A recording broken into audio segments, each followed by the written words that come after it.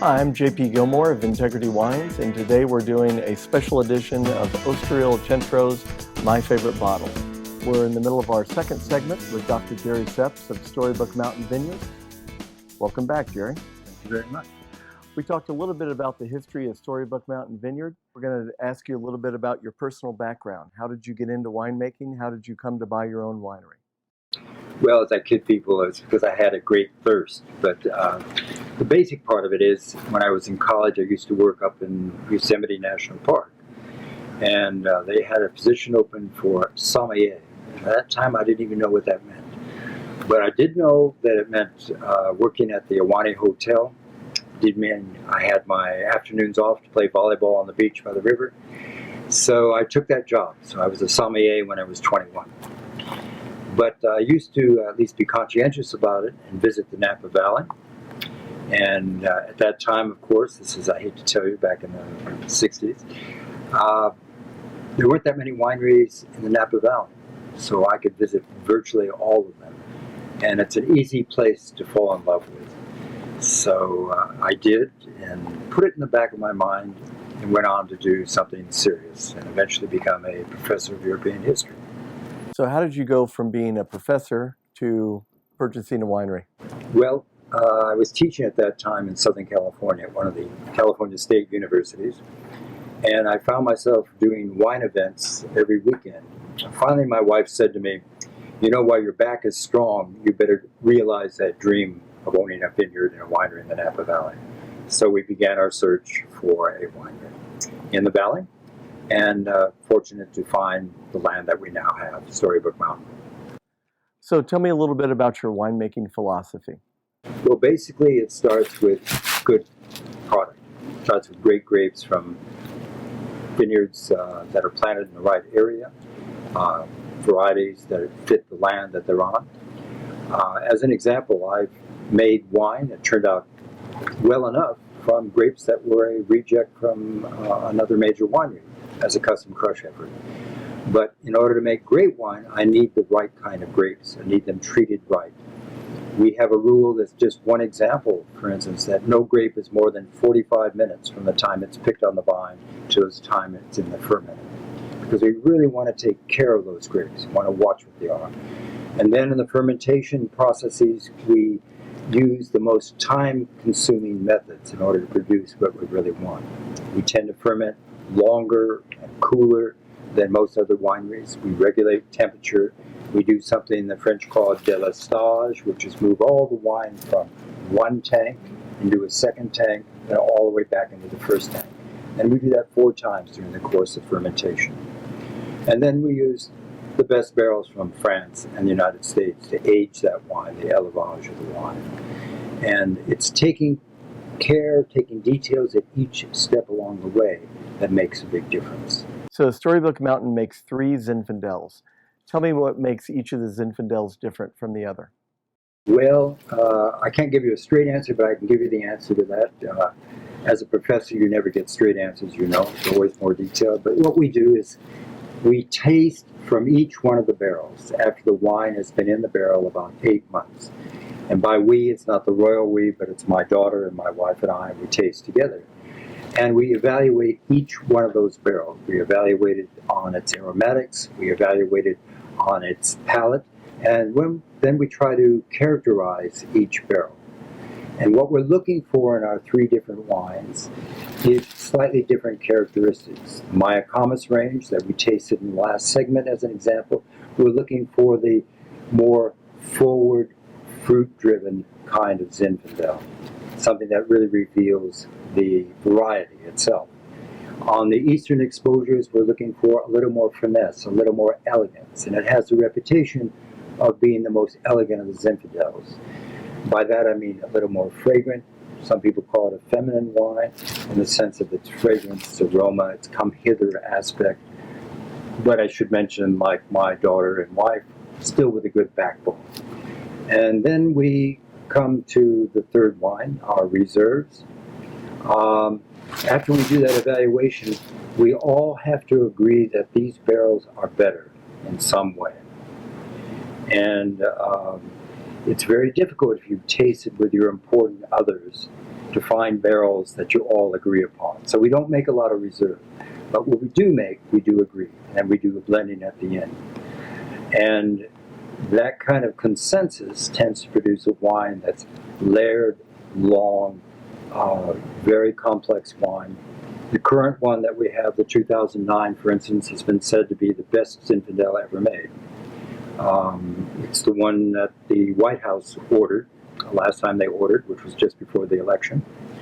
So we think we're on the right track in that kind of process.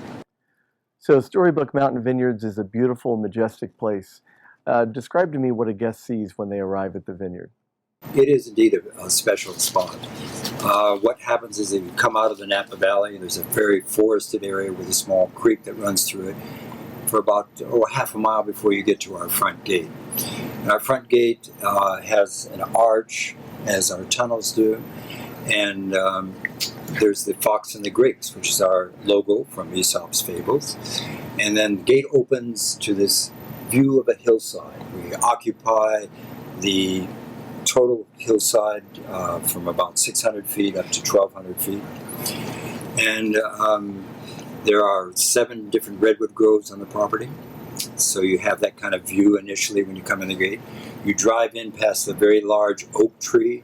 Then on your left, there's a beautiful pond.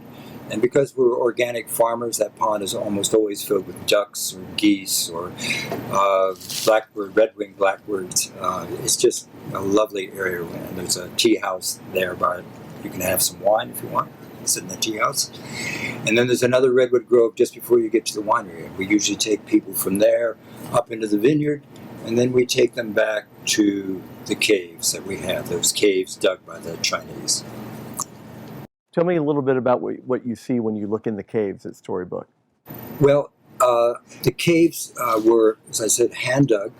What you're going to see is that third stage of winemaking. It's called élevage. You have growing, you have fermentation, you have élevage, barrel aging. And at the end of the cave is the carved barrel that we have. And that has that Fox and the Grapes logo on it. It also has the shield of the family that settled our vineyard, the Grimms, who opened our vineyard, began our vineyard in the 1880s. And the oval was carved for us in Germany. It was done to my wife's design.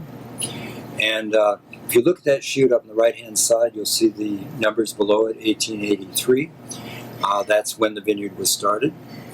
When the carving was done, it was so attractive to the employer of the carver that he put it in a brochure. And he sent it out to other German winemakers. And it ended up in the hands of the mayor of a small village called Mammenheim, where the Grimms came from. That's a village of maybe 2,500 people. And the mayor immediately contacted the employer of the carver and said, "What on earth is our coat of arms doing on an oval bound for the Napa Valley?" He turned out to be the head of the family that settled our vineyard. They've been making grapes in that same location since the 1600s. And we've now found out there were 6 boys in the middle of the 19th century, 4 too many for the vineyard to support. And they came to the United States, 2 of them ending up at Storybook Mountain. Jerry, you mentioned earlier the 2009 Estate Reserve Zinfandel. We just happen to have a bottle here. Shall we try it? Yes, indeed. Wonderful. All right. And you had mentioned that this was a barrel selection. Can you describe that to me a little bit? What is a barrel selection? Well, we do that tasting, as I mentioned, with my wife and daughter. Okay. And, of course, as my wife usually says, if you like the wine, it's her good palate. If not, Jerry's the winemaker. There you go. But we're very careful in the kind of barrels that we use. I'll give you just one illustration. There was this barrel maker that came to us about 15 years ago. And it was unusual in the sense that he was an Italian barrel maker. And he said, "I have the best barrels in the world, buy some." So I said, "Well, tell me another story."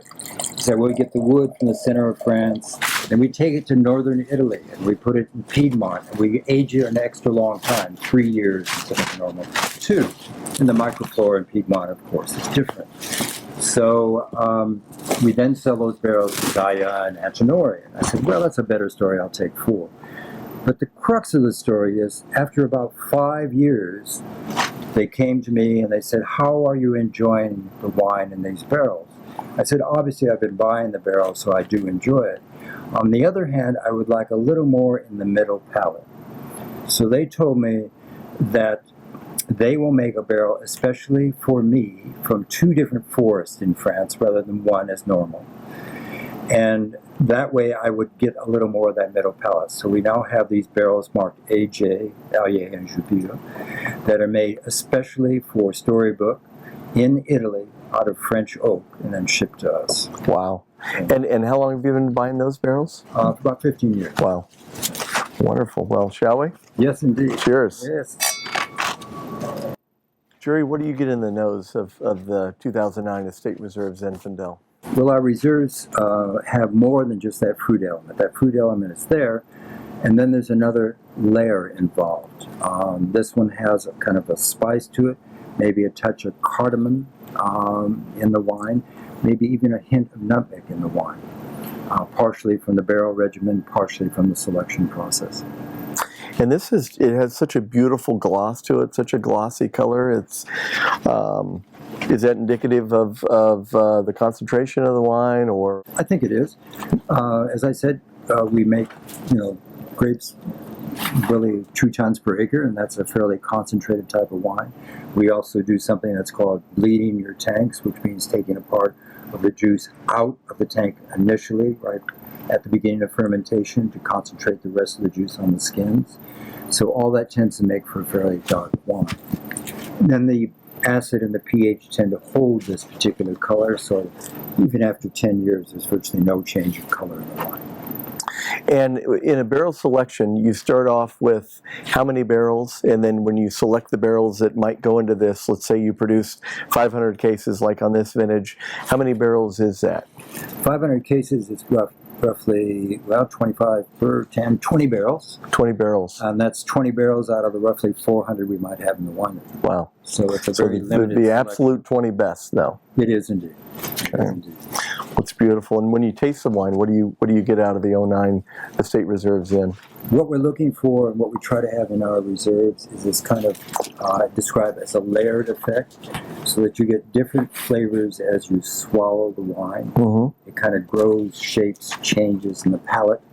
It lingers on the palate, tends to infuse the palate with flavors all along the side of the mouth as well as down the tongue. Right. And like your other wine, the Mycomus range Zinfandel, I'm getting just an incredible concentration of fruit and depth to this wine. There is that intensity from the mountainside grapes and also from our selective procedures that we use. It's amazing. You can take wine in 30 barrels, all from the same tank, all from the same barrel maker, same toast levels, and we can now tell within 2 weeks 30 different wines. So it's that interaction of barrel and wine which really result in this selection. We talked a little bit about where your wines are in California. How about Kansas City? Kansas City, we're in the best places, like El Centro. As an example, they always have multiple vintages of our wine. And this particular wine, we brought all of 48 bottles into Missouri. And I think a good part of them are right here at El Centro. So I hope people come down and enjoy them. Cheers. Fantastic. I'm J.P. Gilmore from Vintegrity Wine, and this has been a special edition of My Favorite Bottle of Ostriol Centro, featuring the wines of Storybook Mountain Vineyards and Dr. Jerry Seps, owner, winemaker, proprietor. Jerry, thank you so much, and thanks for joining us on My Favorite Bottle. It's been my pleasure. Cheers. Fantastic.